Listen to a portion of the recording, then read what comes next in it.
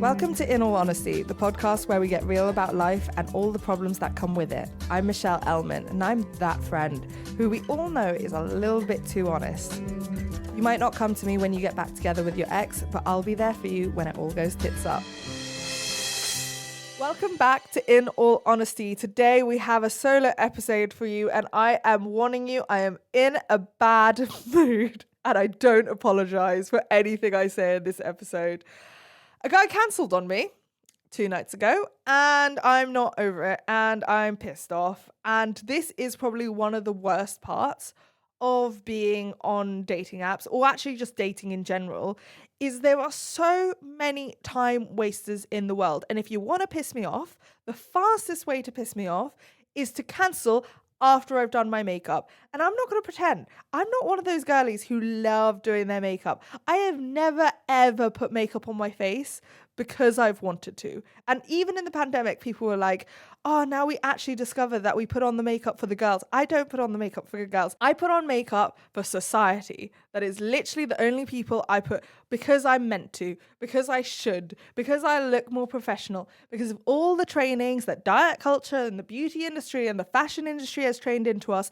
And I have spent years and years unlearning it. I forced myself to go on first dates makeup free. I have makeup free pictures on my profile picture. And yet, even still, we still live in a society that puts a lot of pressure on women to look a certain way. And especially if I'm not feeling particularly good about myself, not appearance-wise, because as we know, I don't really have bad body image days, but if I'm not feeling great energy-wise, or I'm not feeling really up for something, I do put makeup on to try to give me that little oomph. And I won't lie, with this day, I really had to pull everything out of the bag to really get ready for it, because I've not gone on a date in 4 months. So I really had pulled every ounce of energy in me, every resource in me to feel up for the date. And what's really pissed me off is I just went on Instagram 2 minutes before, and someone went, well, if a guy cancels, they would have given you a red flag warning sign beforehand.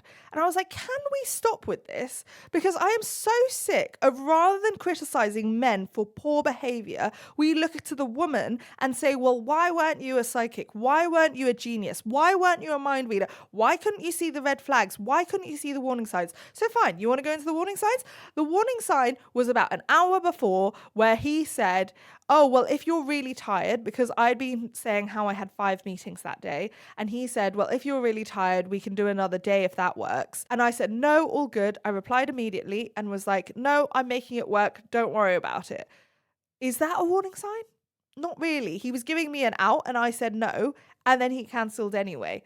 And so even if it was a warning sign at that point, it was 4 hours before the date, which is still too late to cancel. Now, things actually come up, but my mindset around this has changed slightly. I wouldn't say a lot, because I already had this mindset. I very rarely give second chances. And the reason why I very rarely give second chances is because in my over 10 years of being single and dating, not once when a guy has cancelled have they actually rescheduled the date. Once it's happened, and once it was because he cancelled because his grandma died. And because I was so worn down by dating apps, I was like, yeah, okay. And then 3 months later, he texted me and was like, hey, sorry, getting over the grief was longer than I thought, but I'd still really like to go on a date. So one time out of 10 years, did a guy cancel and actually bother to reschedule.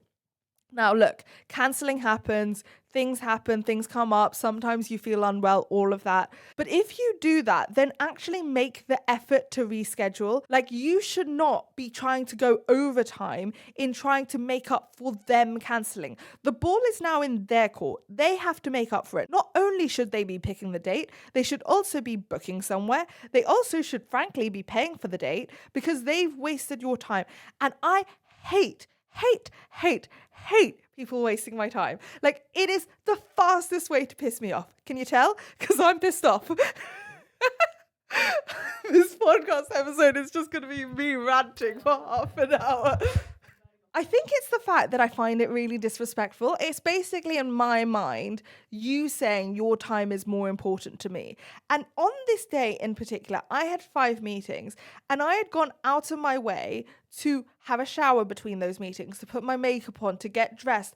All of these things that were all 5 meetings were Zoom meetings I actually wouldn't have done for those meetings. And also, the reason why he cancelled was because he was a little bit hungover. He was a little bit tired. He's already had 3 coffees. I was like, grow up. I'm tired. Do you think I'm not tired after 5 meetings? That week in particular, I had 5 meetings every single day that week, and I had still made time for this date.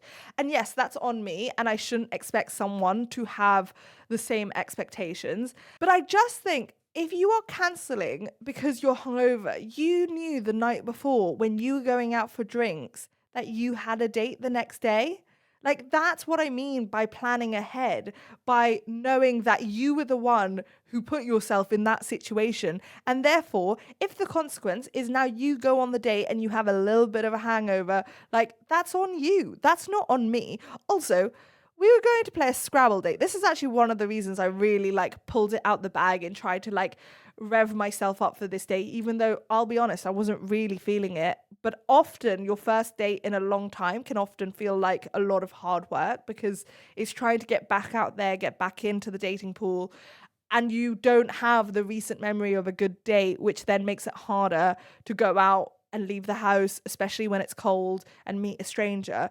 And actually, I say in the selfish or romantic, your excitement to meet a stranger doesn't have to be high. That you can be dragging your feet the whole time you're on the tube getting ready. But once you're there, it often makes up for it. Because even if it doesn't work out, it's still a nice evening with a stranger. And so that's why cancelling is so annoying to me, because it's like all the downside of getting ready for a date, being really stressed through the day to try to make it work, making sure I'm squeezing all these emails in so I'm not working late, making sure I can leave on time, making sure I've done my makeup.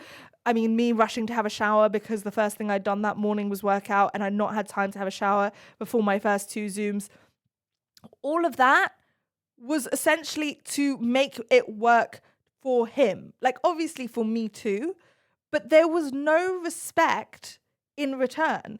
There was no respect of my time and all of the things, especially women, put into getting ready for a date. And that's where I just think, if you're cancelling 3 hours before, there better be a bloody good reason. And being a little bit tired, I would have rather he turned up and said, hey, sorry, I'm a little bit low energy today, but we're playing Scrabble. How much energy do you need for Scrabble? And also, I actually gave him a lot of credit for the fact he came up with an original date idea. That he wasn't like, oh, let's just go to the pub, let's go for drinks. We were talking about board games. He was asking about Wingspan and all these games that I play. And then he had mentioned he never played Scrabble. And I don't know about you, but I always thought Scrabble and Monopoly were the 2 starter games that everyone's played. And I was like, you can't have got to your mid-30s and never played Scrabble. I was like, we need to go play Scrabble. And that's kind of where this date idea had come. And he got a lot of credit for that. But in the last minute cancelling, and also the fact that he basically got me to try to cancel first, that lost a lot of my respect. And then, I won't lie, the thing that really tipped me over the edge is he then went, well, first drinks are on me if we reschedule. And I was like, first drinks should be on you anyway. You're the one who invited me out. I don't believe in this thing of men should always pay, but I think you should always pay if you're the one asking someone out. And so I was like, well, first drink's going to be on you anyway. It is coming down to the fact that when people are dating, and people are dating multiple people much more often than they were, let's say 10 years ago, we forget that these are real humans. These are real people whose time you are really wasting, and you're not actually stopping long enough to consider what's gone into saying yes to that date. Now, when I say all of this stuff, when I say being tired or being hungover is not a good enough excuse, I am very aware what I mean is it's not a good enough excuse for me. And when I say cancelling 3 hours before a date is not good enough, for me, all of this is subjective and someone else might be a little bit more lenient around it. But what I will tell you for sure, being someone who has dated very widely, probably too widely at this point, is there is not a time I have been more lenient around this where it's paid off. Because I do believe when it comes to dating and first dates, that is when you are trying to impress someone the most. So if you're already behaving this way, it's only downhill from there. And that if you are already doing that from the get-go, it's a warning sign, because there are a lot of time wasters around dating apps. We're going to go into time wasters in a bit, but first let's do a question from all of you, because I know you guys are going through the same dating woes. Hi Michelle, you answered my sister's question in your episode on ghosting and she directed me to that recently. I found it very enlightening when you answered a question about deleting messages and moving on, because I felt there might be something wrong with me for how easily I can cut people out who I don't align with, but it's actually a good thing. My question, however, is why do I struggle to keep interest in people whose conversation I find boring or lacking, but whenever I actually enjoy talking to someone, they then tend to stop messaging me back? Is this just part of the dating world, or is there something I need to be working on? Thank you, Jackson. So there are a few things here. Yes, this is a very common thing in the dating world, and I think it's an experience a lot of people feel, whether it's on dating apps or not, of this, like, why when I like them they don't like me back, but then when I don't like them then they can't stop chasing me. And I think sometimes it is an avoidant pattern, because what can happen is when you reach out to someone and then they start being really keen, you lose interest, because if you don't have self-esteem, you wonder, why are they so interested in me? You can't believe that someone would be interested in you. And so therefore, them being interested in you is actually the turn off, because you don't believe that you have enough to bring to the table. And so you almost have this pattern or this belief of, if you're interested in me, that must mean there's something wrong with you. And I think this mentality is what often leads to people being scared off by safe people, or people who make them feel, to be honest, bored, because that's actually what is a synonym in my mind for someone who feels safe. Because someone who is a safe person actually is a little bit boring. The majority of life, if done right, is actually meant to be boring. It's only when you are used to intensity and drama, you chase these high highs and these low lows, but actually you don't realize that the majority of life is meant to be this middle ground of the mundane, day-to-day, boring conversation. There's one element of that. And if that resonates with you, then that is the stream I would go down. But if that doesn't resonate with you, then I'll also say there are a number of people on dating apps. I have never realized how many people in the world are so rubbish at maintaining a conversation on dating apps. And these are the people in my world, the guys, who are replying with, "Hey, how are you? Yeah, good. How are you?" And in that world, I would just say get rid of them. Because frankly, if you don't know the basic things of how to keep a conversation going, is you ask a question when someone else asks you a question, and that's how a conversation works, and that you can't just reply to something with 2 words and expect a really great response.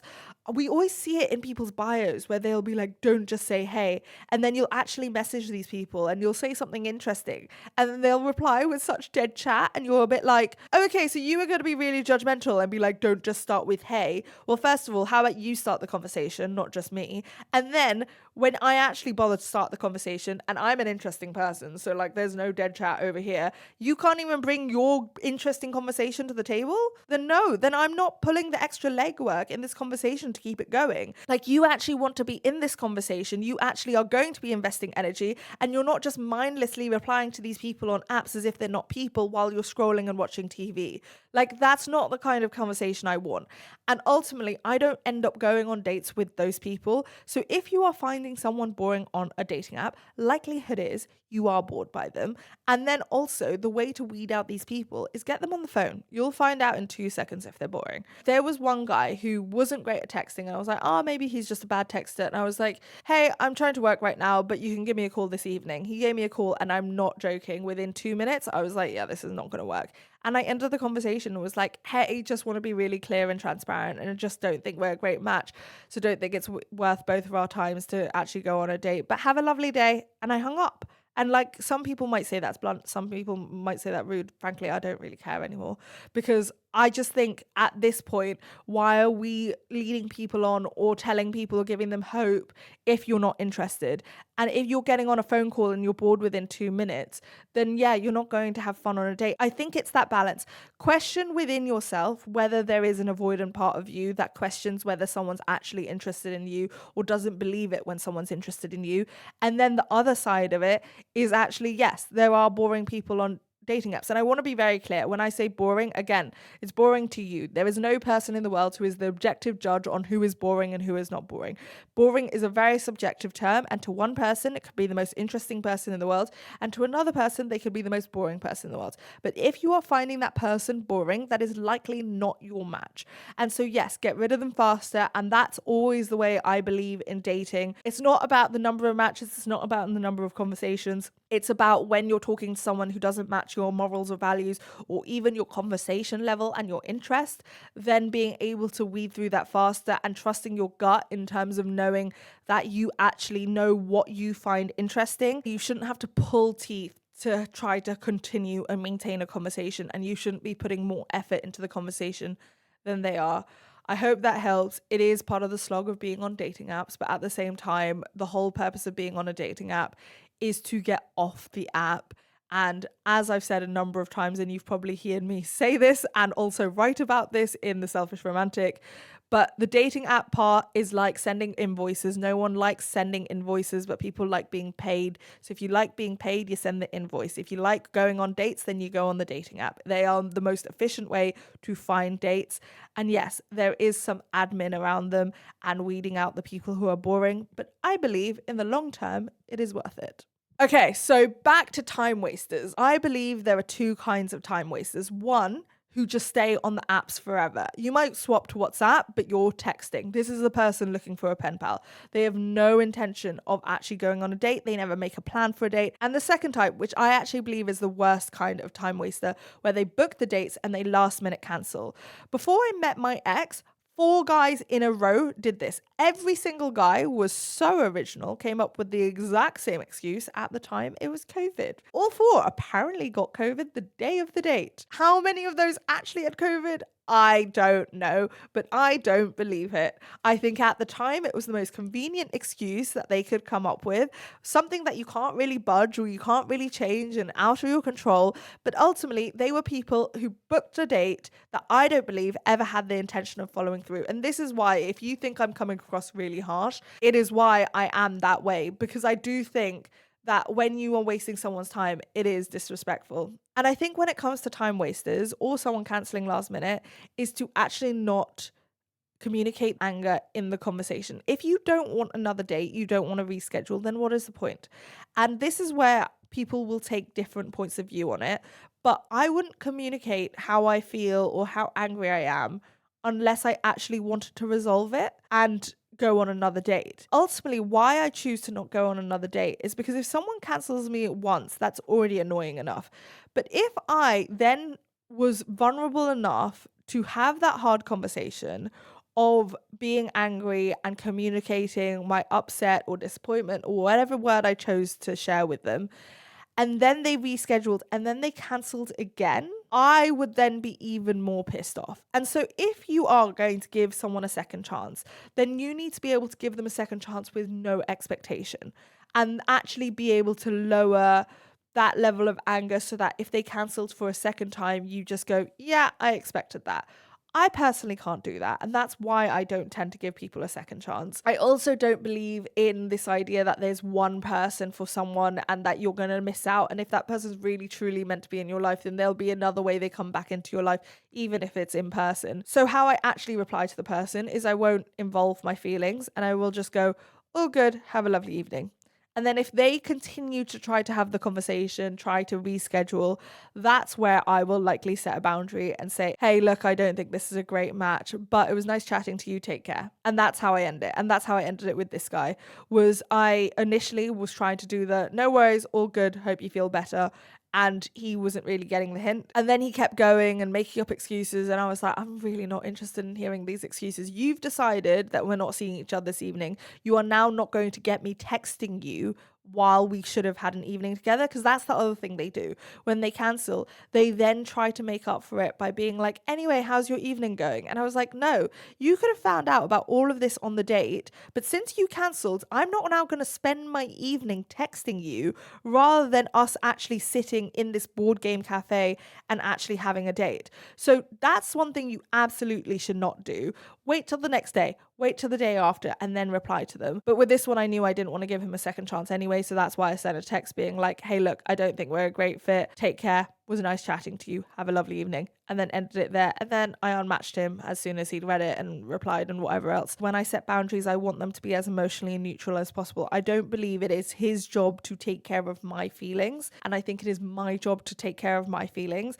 And my reaction to this is probably because I'm going through a lot of rejection moments in my life at the moment. Because when you're really angry about something like this, it is very rarely about that thing alone. It's usually because it's a mixture of other things going on in your life.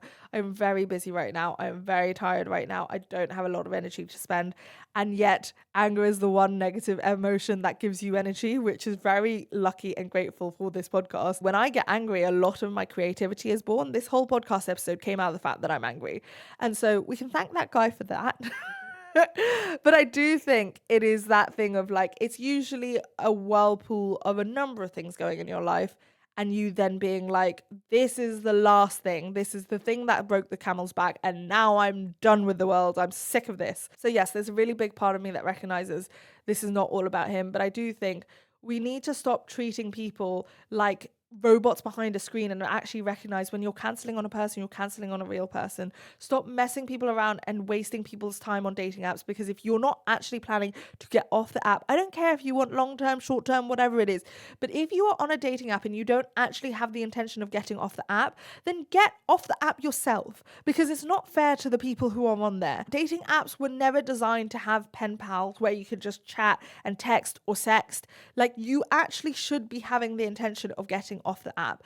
Otherwise, it's not fair to the people around you. So if you've been cancelled on lately, trust me, I've been there too. And most of the time, 90% of the time, it doesn't get to me. But this one really did. And you know what? I chose to share it because I think it's human. I also like to talk about this part because a lot of people are like, oh, you get so many more matches than me. You have so many more conversations than me. You're always going on more dates than me. And I was like, stop the comparison. You have no clue how many people I'm matching with. You have no clue how many conversations. You only see the dates I only end up on, but you're not seeing all these cancellations, because usually I don't talk about it because frankly, I couldn't care less most of the time. This one's got under my skin because I'm processing a lot of things. But I think it's important to share that I go through this too. I just largely, unlike this situation, but largely don't pay attention to this, because if you focus on this aspect of it, it will be miserable. It will be depressing. Instead, you should focus on the matches. Don't pay attention to who unmatches you. Don't pay attention to the dead conversations. Pay attention to the ones who deserve your energy. And that's where your attention should go. So if you're in the dating app game, I am here with you. We are playing the long game on this one, and it's okay to have these like moments where you're just sick and fed up of it, because ultimately I do think it's better that they exist than they don't, because it gives us all more opportunities and options when it comes to our dating life. So something I am learning this week, I actually just came out of a therapy session actually, and the thing I learned from my therapy session, which I'm trying to remember now because she ends each session with saying, your homework for this week is, my homework for this week was that I need to prioritize self-care. That I walked into my session this week and was like, I'm burnt out. And she was like, what does that mean? Don't like that word. And I was like, I explained my whole week and everything. And she was like, so you're overscheduling yourself. And I was like, I wouldn't put it that way, but true. And I've not been taking enough time for self-care. And she also said something which might surprise a lot of you. And she was like, Michelle, you're an introvert. You need a lot of alone time. When you don't have alone time, you get that feeling of being burnt out. And when she was like, what do you mean by burnt out? I was like, I just don't feel very creative right now. I never find it difficult to come up with content ideas, and I'm really struggling. I'm waking up and dreading the day already. And like, I have some really exciting things coming up this week. And yet when you're so past the point of tired, you actually can't even look forward to the things you're looking forward to.